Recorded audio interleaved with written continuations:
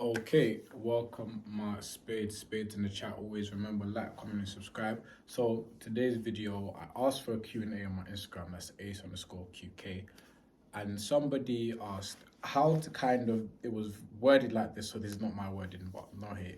How to kind of figure out the options of what I'm basically doing or what I can do, if that makes sense. That's what they said.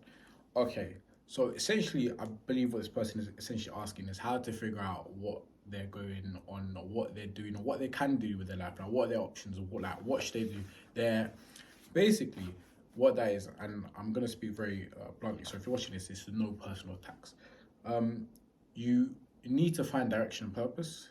That is what you're lacking. Most people, 80, 99% of people are lacking it. You can have direction and purpose and be lacking it. I've had that bigger goal, but still not be knowing what I was doing day to day. So here's how you can basically go from that to a step in the right direction. I can't say I can fix your life without speaking to you one to one, but I can definitely try to offer some guidance. So the first thing you want to do is take a life account. And I'm going to save you some time right now. I'm going to say this is going to take you a long time. It might take you weeks, it might take you months, it might take you years. And not because this is a difficult task to do. Au contraire, it's actually very easy. But most people get information, they get knowledge, and they won't do anything with it for a long time, which is why they don't really progress in life. Hands up, I've been guilty of it as well. So I'm going to tell you exactly what to do. It's just really up to you to go and do it. You can find clarity like that, or it can take you a long time because it just takes you 3 weeks, 4 weeks, 2 months, or you do it in your head, or you know what I mean, talk about it. But this is really what you want to do. So you want to get a blank piece of pen and paper like this, something like this. First thing I'd say is actually grab the pen and paper, find somewhere very quiet, sit down somewhere, close your eyes for half an hour to an hour, as long as you can kind of manage. Just sit down and be with your thoughts and sit there and just shut up. Don't say anything. Just allow your thoughts to pass, and your mind's going to do a lot of chattering. You're going to chat a lot, you're going to chat a lot, you're going to chat a lot. There's a lot of voices, a lot of noise. There's a lot of noise in your head. A lot of music stuff, a lot of things you've been consuming. You're probably on social media. A lot of noise, your friends, your thoughts, all these kind of things that you think are you. You are not your thoughts. I want you to kind of get clear of this. So I want you to kind of sit down in a room, sit down. And basically, I want you to kind of learn to meditate. And stay with me.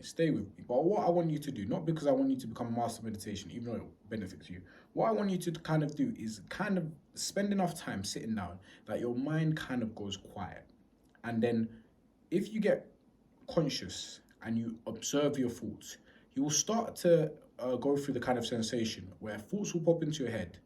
And if you pay attention and you observe them and you're able to detach yourself from these thoughts, you'll realize what are your thoughts and what are just thoughts that you've been indoctrinated with.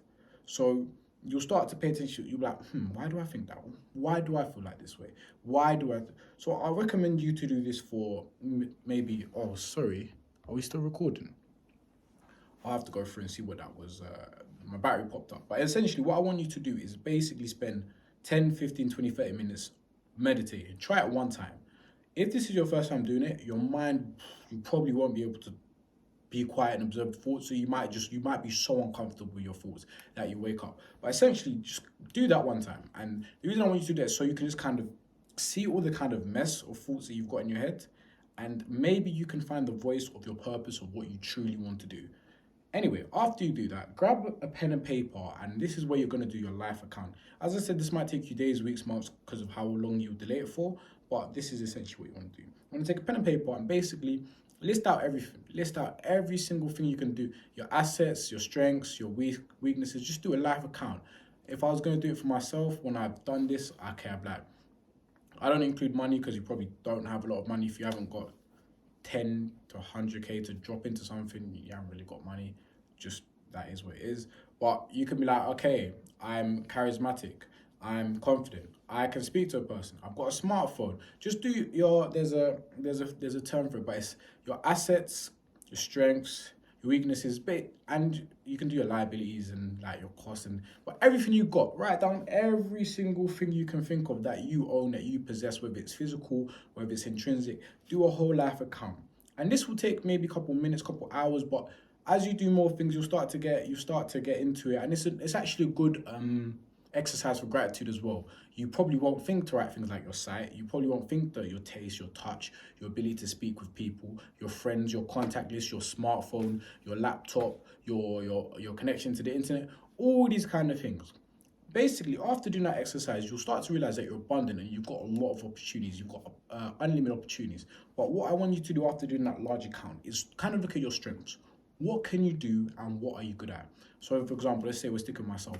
I can speak to people. I don't find it very difficult to speak to another human being. This person could be a multi-billionaire, they could be a garbage man. I speak to everybody kind of the same and I've kind of got that confidence. Some people find this a difficult skill. To me, it comes quite naturally. I can speak to a camera, I feel very confident. This is not so funny. Humor as well, I'd say. That is just hilarious, but I'm not gonna edit it. I find it very confident to speak to a camera. I can be humorous, I can laugh myself. These are kind of social benefits, you can say. Another one is I'm good at maths, I'm good at calculations, and I'm willing to learn and I like to learn. Okay, now that I know these are my strengths, what are my weaknesses? And one of my weaknesses can be communication. I don't really like to get back to people as swift as possible, not because I'm not good at it, because I've got this kind of intrinsic, everybody should understand, something I'm working on. What you should do for momentarily is forget about your weaknesses. A lot of people say you want to balance that. I disagree with that. I completely against that. You can outsource and hire people for when you want to do things, assuming you want to make money. If you want to be happy, I'm not sure, this is health and wealth right now, happiness later. But look, assuming you want to make money and kind of grow and more influence, more power, then focus on your strengths right now. Weaknesses are not so important. Don't be like, if you're absolutely like a terrible person to communicate with, obviously you have to kind of work on that. So focus on your strengths, okay? You can speak to people, or maybe you're good on computers. Now you want to kind of look at skills. This is the next step. This is stage 3. Stage 3 is finding a skill.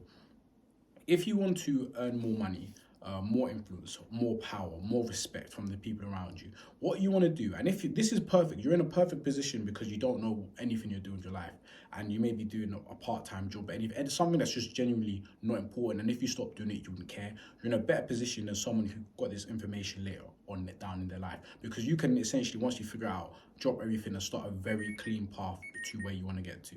Excuse me for that. So what you want to do is kind of pick a skill, and you've got the benefit. I'm going to tell you all the most productive skills that you can use to make money. So if you can speak to people and you're confident and rejection doesn't kill you that much, then the best thing you can do is go into sales. I've got sales opportunities in the bio.